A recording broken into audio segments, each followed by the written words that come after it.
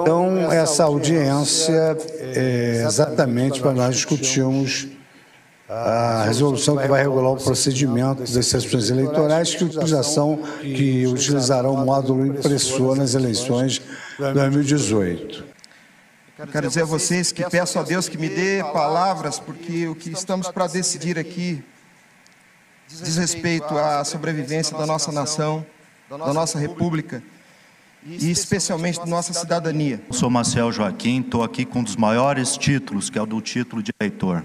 Foi-se um sonho chamado urna eletrônica. Nós tivemos uma grande ruptura política a partir de 2015 para frente. A grande manifestação aqui é popular. A Lei 13.165, pelo voto impresso, é lei. Nós não estamos aqui pedindo, nós estamos simplesmente exigindo que se cumpra a lei, ministro. O voto, ministro, é a base da democracia. Não existe democracia sem que a vontade do povo soberano se faça valer pelo voto. Os senhores não estão escolhendo o equipamento dos seus gabinetes. Os senhores estão atendendo à vontade da população manifesta de forma maciça na derrubada do veto. Primeiro que o voto realmente é a concretização da vontade do eleitor. Nós não podemos ter um voto que não sabemos se foi para o candidato o qual nós escolhemos. O brasileiro ele não confia nas urnas eletrônicas, porque nós sabemos que as urnas eletrônicas elas são fraudulentas. Algumas sacralidades foram criadas e culturalmente nós fomos submetidos a acreditar nessas sacralidades. O Poder Judiciário ele tem uma grande característica. Ele não pede, ele manda. E se existe um segmento do Poder Judiciário que nele está uma ampla característica, ministro, é o ordenar, é o requisitar. Essa audiência, naturalmente, não deveria nem acontecer, porque uma lei ela é para ser cumprida. O processo administrativo necessariamente precisa ser público, como garantia de que aquele voto foi mesmo. Esse prestar contas deve se dar de forma clara, compreensível. Nenhum dos senhores é obrigado a ter formação em tecnologia da informação. A Constituição nos garante, pelo princípio da publicidade, que o nosso voto seja apurado de forma transparente. Não pode ser auditada, não pode ser recontada, não serve para a democracia. Nós temos sido roubados ao longo desses 20 anos. Acontece que já cansamos disso.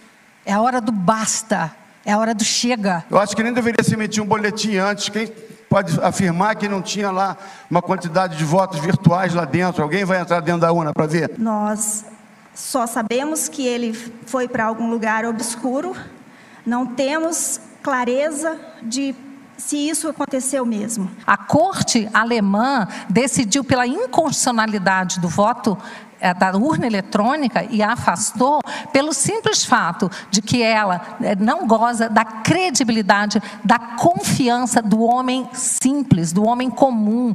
Ademais, o voto popular que é exercido pela vontade do povo, ele é feito todo o processo pelo Estado, julgado pelo Estado e auditado pelo Estado, né? Já existe uma indicação do próprio Tribunal Superior Eleitoral no sentido de que não será observada a plenitude das impressões dos votos. O TSE está prevaricando e não cumprir a lei do voto impresso. Se não houver a impressão, não há materialização do voto, ele continua virtual dentro da urna. Porque a nossa Constituição diz que todo o poder emana do povo, mas como bem diz o filósofo Olavo de Carvalho, todo o poder emana do povo e contra ele está sendo exercido no nosso Brasil, e isso é um verdadeiro absurdo.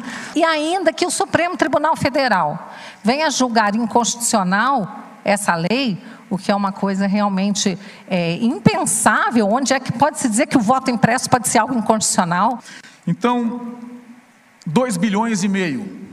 Essa é uma conta barata, não é uma conta cara quando se está em jogo, efetivamente, saber se o voto de todo cidadão é depositado para aquele político. para conseguir aprovar um fundão eleitoral de 1,7 bilhão de reais, teve dinheiro, mas a questão do voto impresso não há dinheiro. E um alto índice de resistência que ninguém compreende.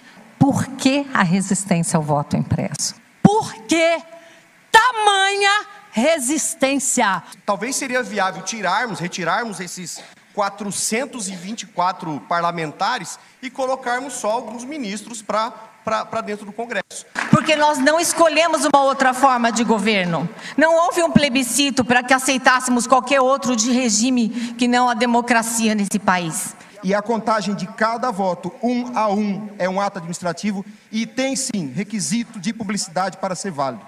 Não vai dar tempo? É muito dinheiro? Fica muito caro? Vamos fazer como a grande potência do mundo, Estados Unidos, eleições no papel. Se não houver tempo viável, vamos implementar o voto no papel? Retrocesso é o povo não confiar no seu voto. O voto já foi simples, simplório. O voto feito no papel é uma medida simplória. Aí eu pergunto a esses burocratas, o Japão é um país atrasado? Os Estados Unidos é um país atrasado? A Alemanha é um país atrasado, onde a urna eletrônica é inconstitucional? O que está em jogo aqui é o futuro dos nossos filhos e uma possível escravidão. E não tem que discutir se a eleição foi fraude ou não, porque a apuração secreta das urnas é por si só fraude. O poder emana do povo. O que está acontecendo com a nação brasileira, o meu país?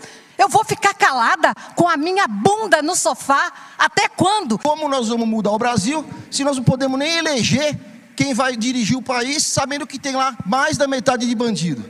Como? No meu país, na Polônia, país que passou o comunismo, eleições foram manipuladas, agora tudo no papel. Existe uma outra parte do povo que está dormente ainda, talvez ainda não tenha tentado, e existem os burocratas e engravatados que acham que é um retrocesso a urna com o voto impresso. Não se trata aqui agora de traçarmos esse assunto de forma burocrática. O que está em jogo é a própria democracia. Podem fazer a pesquisa que quiserem, vão para o meio da rua, nem usar a Rede Globo de televisão, nem usar as mídias que estão como nada com isso não. É ir para a rua de verdade, perguntar para o povo, para a pessoa que trabalha, para a pessoa que rala. Vai na frente de cada um e pergunta: você tem desejo que o voto na nação brasileira seja contado? E através das eleições, através do voto, é a única esperança que o cidadão tem em mudar o seu cenário, a sua situação de vida, através de um voto, mas de um voto legítimo. Agora eu pergunto, se a lei existe desde 2015, por que não foi tomada providências antes?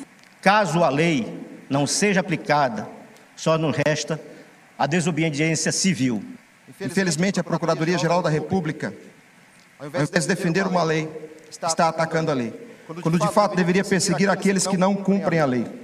E é por isso que nós pedimos que o TSE, na pessoa do seu presidente, faça cumprir a lei. Como será, se realmente será novamente, em 2018, haverá aqueles rumores de fraude nas urnas eletrônicas? As regras são feitas para que o povo não consiga votar certo. Todo o processo eleitoral, todo o processo democrático que é feito através do voto popular foi feito de forma fraudulenta. Por que nós? Qual o motivo de só nós termos que engolir isso? Quando justos governam, o povo se alegra. Mas quando o ímpio domina, o povo geme. Maior que a tristeza de não ter vencido é a vergonha de não ter lutado. A voz do povo é a voz de Deus. A caneta está na mão de Vossa Excelência. E eu quero crer que nessa mesa não há nenhum Benito Mussolini. A essas instituições nós pedimos: cumpram a lei. Em nome de Deus. Nós exigimos, não 5%, é 100%. Voto impresso já. Voto impresso já. Voto impresso já.